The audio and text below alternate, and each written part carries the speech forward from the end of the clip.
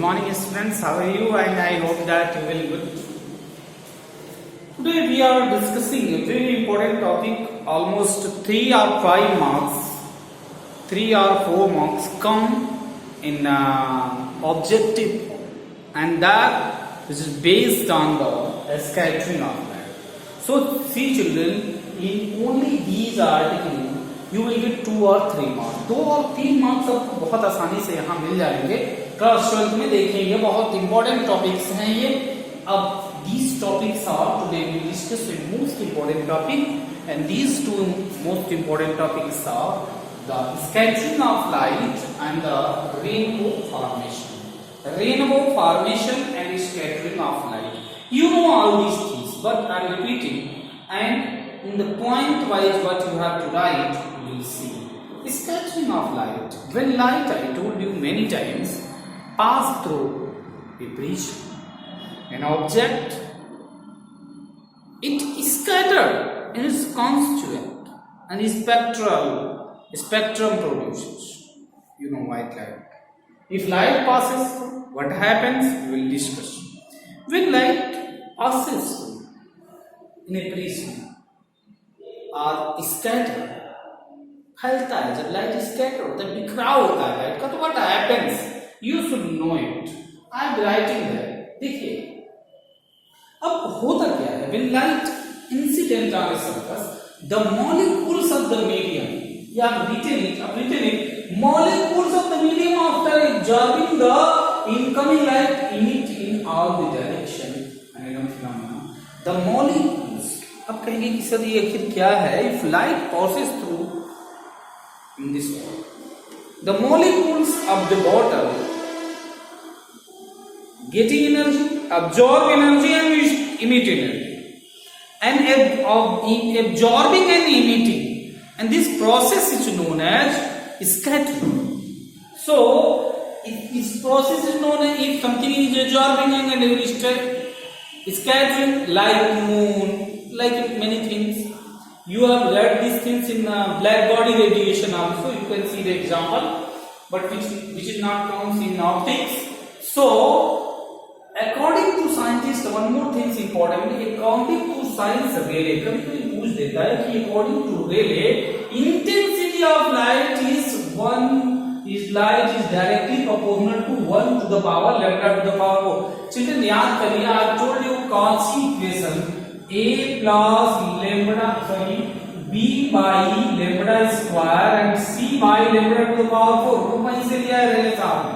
तो according to Rayleigh, scattering of light, बिखराव of light, directly proportional, inversely proportional to 1 upon wavelength to the power 4. Lambda के form में कभी-कभी पूछ देता है कि intensity of light is associated to 16 if I1 and I2, याद रखिए, पूछ देता है I1 and I2, the ratio of I1 and I2 is 16:125. if I1 and I2 is 16:, ठीक है, यहाँ लिख दे रहे हैं 16:125 I1 and I2. so what will be its ratio of its wavelength? तो इसका बहुत आसान है, नीचे जगह है, हम सॉल्व कर ले रहे हैं. I1 upon I2 is equal to 1 upon lambda 1. You will write here 1 upon lambda 1 to the power 4 upon 4 की जगह पे आप कुछ और ले लीजिए, 16 और 4 पावर की चीजें ले ले. अब 4 का तो 4 पावर हो जाएगा, 5 का 4 पावर ले लीजिए, 4 पावर होगा आपका कितना? 625. तो consider here 625. So here we will write here, यहां हो जाएगा बेटा 1 upon lambda to the power 2 to the power 4. Lambda 2 ऊपर चला जाएगा, ये here will be lambda to the power 4 upon lambda 1 to the power 4. यहां हमें दिया हुआ है बेटा 16 divided by what? 16 divided by 625. इन दोनों का फोर्थ, ये these can be written as, ये लिखे जा सकते हैं 2 to the power 2 upon 5 to the power 4. Here we write 2 to the power 2 upon 5 to the power 4. Powers are same.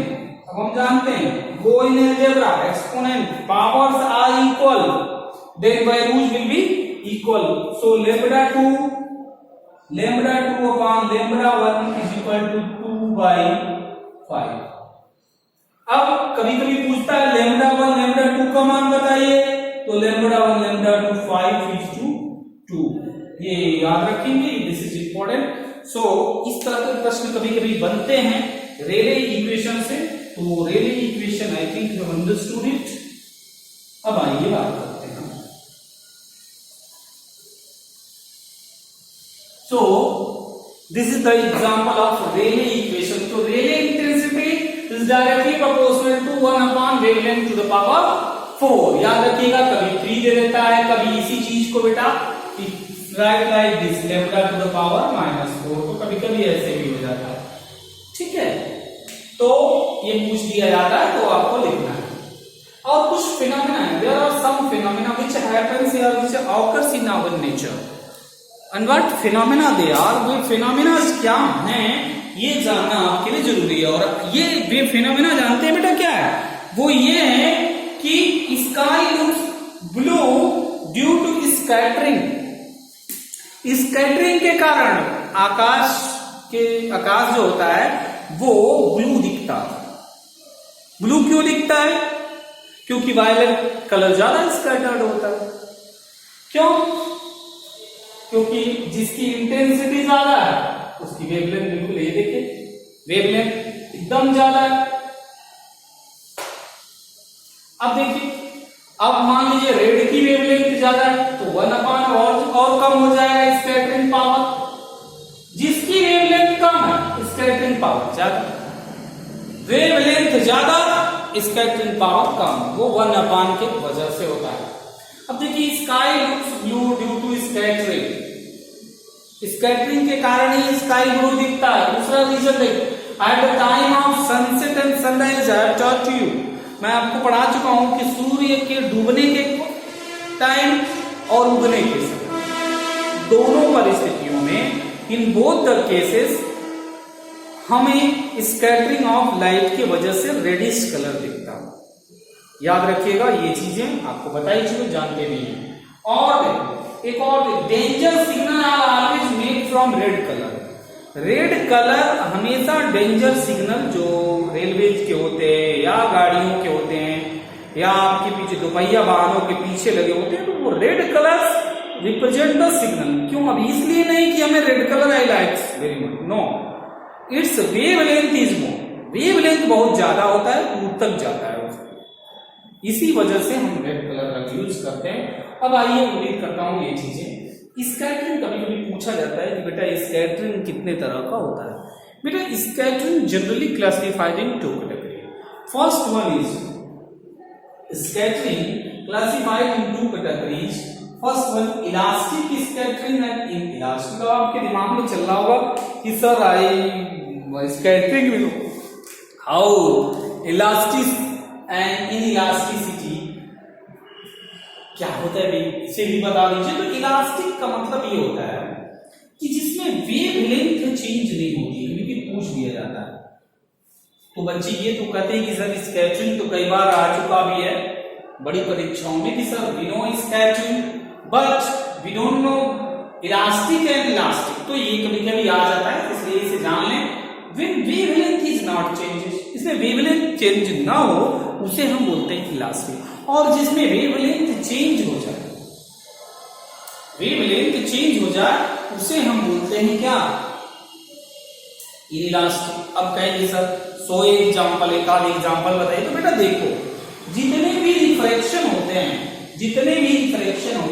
उसमें वेवलेंथ चेंज नहीं होती, उसमें कुछ भी चेंज नहीं होता है सिवाय किसके, आप बताइए, सिवाय इंटेंसिटी के. तो याद रखेंगे कि वेवलेंथ जो है चेंज नहीं होता, लेकिन जब आप रिफ्रैक्शन में जाएंगे तो वहां वेवलेंथ पर असर पड़ता है. ठीक है, असर पड़ने के कारण चीजें तो रिफ्रैक्शन हुआ, डिस्पर्शन हुआ, लाइट किसी दूसरे मीडियम में जाती है, तो उस परिस्थिति में भी हमारे वेवलेंथ पे असर पड़ता है। बट रिफ्लेक्ट तो आप आई थिंक यू विल गेट, बस एक चीज दिमाग में रखिए, wavelength is changing, wavelength change होती है तो इनइलास्टिक होता है, वेवलेंथ नहीं चेंज होता है तो इनइलास्टिक होता है। वेवलेंथ पे आप स्पीड भी कनेक्ट कर सकते हैं, कभी कभी स्पीड बदलती है, कभी कभी ये आ जाता है कि क्या अगर स्पीड बदले तो wavelength is directly associated to speed with relation v बराबर n लैम्बडा mu लैम्बडा। तो रिमेंबरिंग कि इससे वेवलेंथ का वेलोसिटी से सीधा कनेक्शन है, तो इसलिए अगर यहाँ स्पीड आ जाए तभी भी ये रूल काम करेगा। ठीक है, आइए नेक्स्ट, अब आपको बताते हैं बेटा रेनबो फॉर्मेशन। बड़ी मजेदार चीज है रेनबो, बचपन से सुनते आ रहे हैं, from childhood you are knowing rainbow. Rainbow क्या होता है भाई? रेनबो सूर्य के कारण बनता है। सूर्य अगर पीछे की तरफ हो तो आपको रेनबो यू विल सी।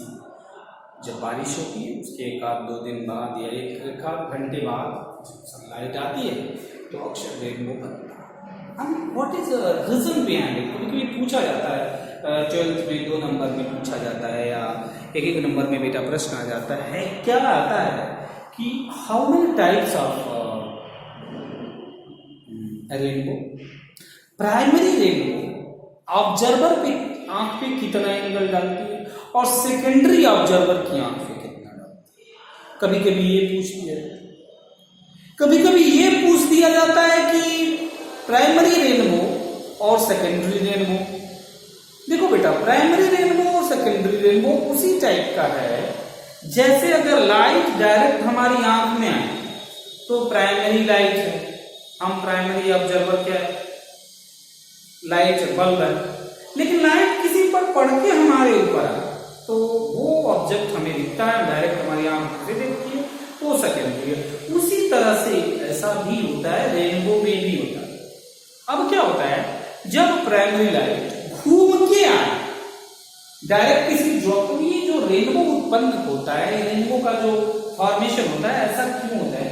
अब देखेंगे, ऐसे मान लीजिए ड्रॉप है, ठीक है, दिस इज ड्रॉपलेट, छोटी छोटी वर्षा की बूंदे हैं। तो जब वर्षा की बूंदे में लाइट एंट्री मारती है, अब जब एंट्री मारती है तो ये क्या होती है? डायरेक्ट निकल जाती है।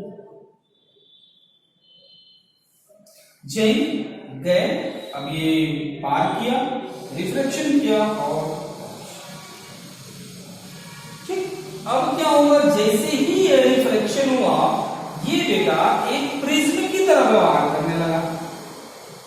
ठीक है, ड्रॉप जो होता है ऐसे मान लीजिए, जैसे ही ये रेनबो बनता आपको क्यों यू कैन सी ऐसे ये ड्रॉप की तरह व्यवहार करता है, ऐसे ड्रॉप की तरह। जैसे ही लाइट गई इसका टर्न कर दिया, यहां एक बार रिफ्लेक्शन, यहां एक बार रिफ्लेक्शन, तो इसका टर्न यहां वायलेट आ गया और यहां वही घटना सेम, क्योंकि जो स्फेरिकल ड्रॉप है, द ड्रॉप वाटर ड्रॉपलेट है स्फेरिकल, वो बिहेव्स एज ए प्रिज्म, वो एक प्रिज्म की तरह बिहेव करती है। और इसी वजह से बेटा due to this reason rainbow forms. Why rainbow forms? The water droplets, when sunlight enters in water droplets, it behaves as a prism। और एक प्रिज्म की तरह व्यवहार करने की वजह से, याद रखिएगा, एक प्रिज्म की तरह व्यवहार करने की वजह से ये वाटर ड्रॉपलेट रेनबो फैला। अगर वाटर ड्रॉपलेट हुई ना तो बिल्कुल रेनबो नहीं बनेगा। तो याद रखिए, जैसे ही लाइट इसमें एंट्री मारती हो, डायरेक्ट एक बार गई और दूसरी बार वापस आई, तो इसे हम बोलते हैं प्राइमरी रेनबो बेटा, प्राइमरी रेनबो बोलते हैं। और क्या होता है दूसरा, सेकेंडरी क्या होता है? गई, यहां भी गई, फिर यहां भी घूमी फिरी और फिर निकल गई।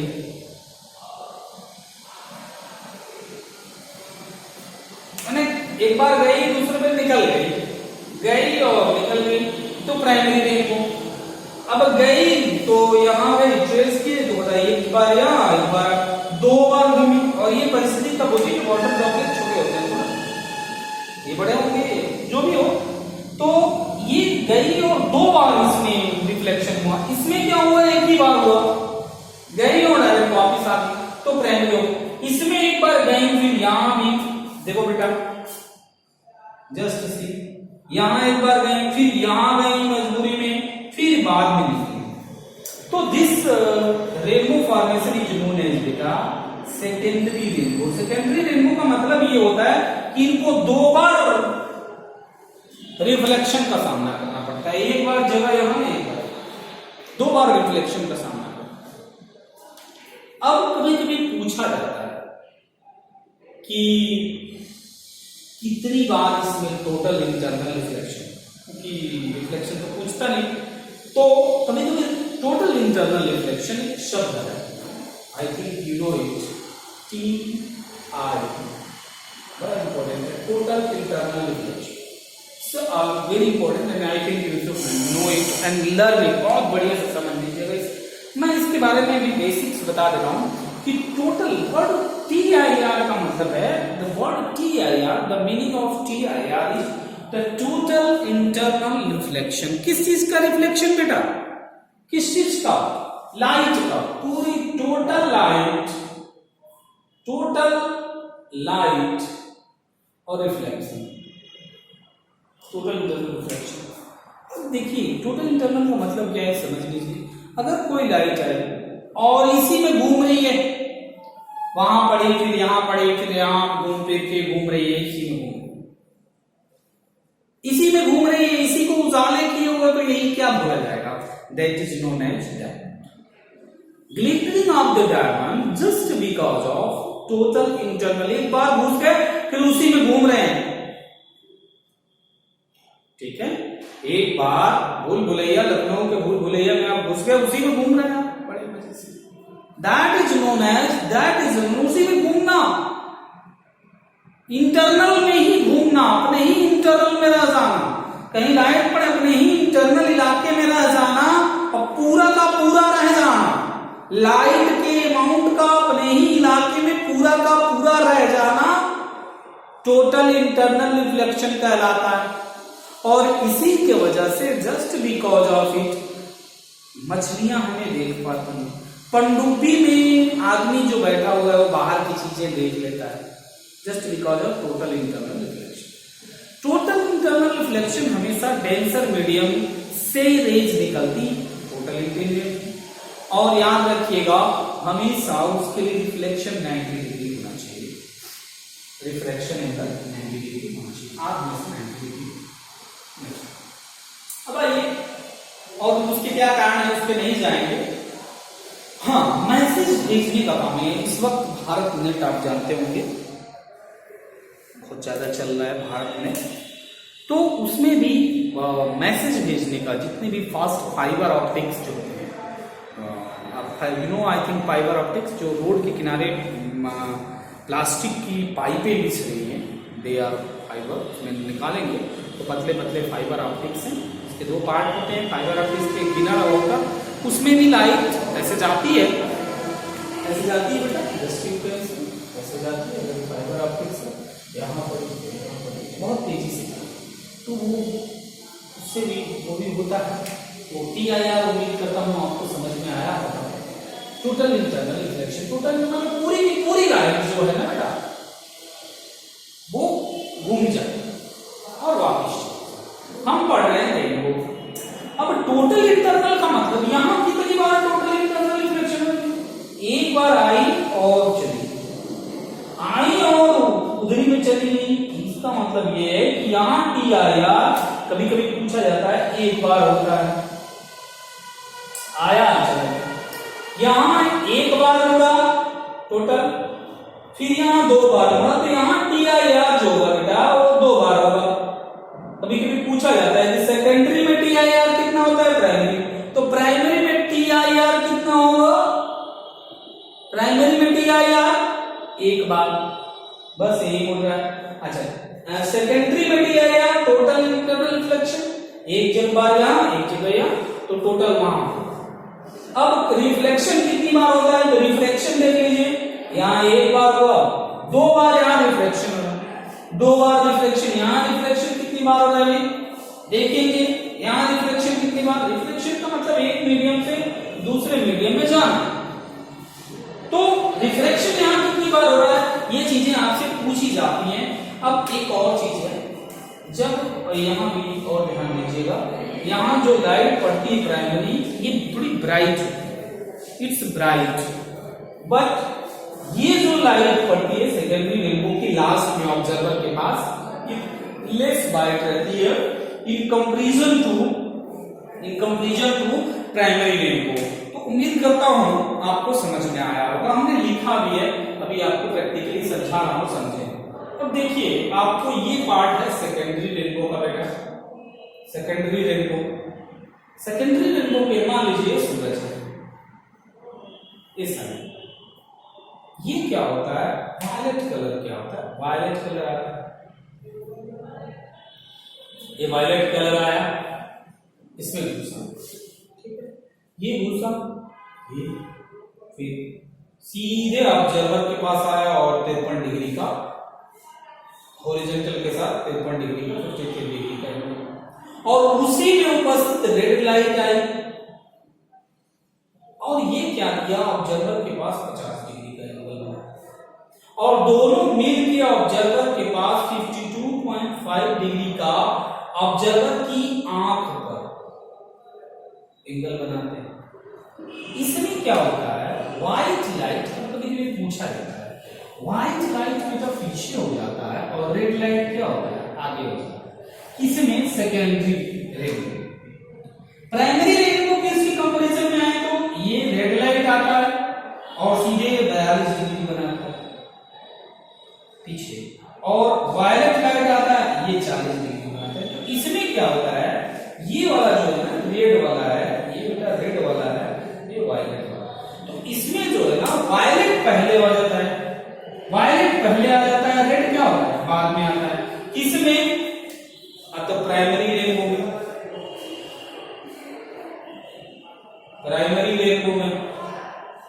प्राइमरी रेनबो में रेड लाइट पीछे हो जाता है और वायलेट, कभी कभी पूछा जाता है बेटा जस्ट सी कि in primary rainbow which is innermost में वायलेट रहता है और आउटर मोस्ट में क्या रहता है, रेड रहता है। सेकेंडरी में इनर मोस्ट में रेड रहता है और आउटर मोस्ट में वायलेट रहता है, बस आपको यही याद रखना है। इस सेकेंडरी में आउटर मोस्ट में वायलेट रहता है और इनर मोस्ट में क्या रहता है, रेड रहता है। अब ये सेकेंडरी में वायलेट का एंगल बड़ा होता है, ये भी पूछा जा सकता है, और रेड का एंगल क्या होता है, हॉरिजॉन्टल के साथ कम होता है। दोनों मिलके 52.5 डिग्री का ऑब्जर्वर की आंख पे एंगल बनाना, इसका इक्वेशन निकालना, ठीक है। यहां में तो ये उम्मीद करता हूं आपको प्राइमरी, यहां देखिए, यहां टीआईआर कभी भी उम्मीद करता हूं समझ में आ गया होगा आपको, बेसिक चीजें समझ में आ। मैं यहां से थोड़ा आपको समझा दूं कि rainbow is form due to the dispersion of light suffering the reflection and TIR. दो घटनाएं होती हैं भैया, रिफ्लेक्शन एंड टीआईआर, दो घटनाएं होती हैं कहां, रेनबो में, उसको बहुत ध्यान से आप याद रखिएगा। अब देखिए प्राइमरी रेनबो क्या है भाई, primary rainbow 2 reflection and 1 TIR. आपको बताया मैं, एक रिफ्लेक्शन यहां बेटा और एक रिफ्लेक्शन यहां, तो 2 रिफ्लेक्शन होते हैं और एक बार टीआईआर होता है। यहां क्या होता है, 2 रिफ्लेक्शन होंगे और 2 बार क्या होगा, टीआईआर होगा। देखिए inner most is violet, primary rainbow inner most is violet बेटा, inner most is violet, primary outer most is red, लिखे होंगे हम, आउटर मोस्ट इज रेड।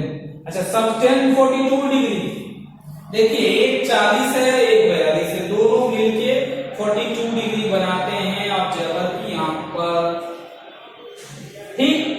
और ये याद रखिए, रेड जो है 42 बनाता है और ये 40 बनाता है, रेड 42 सबटेंड करता है, ये 40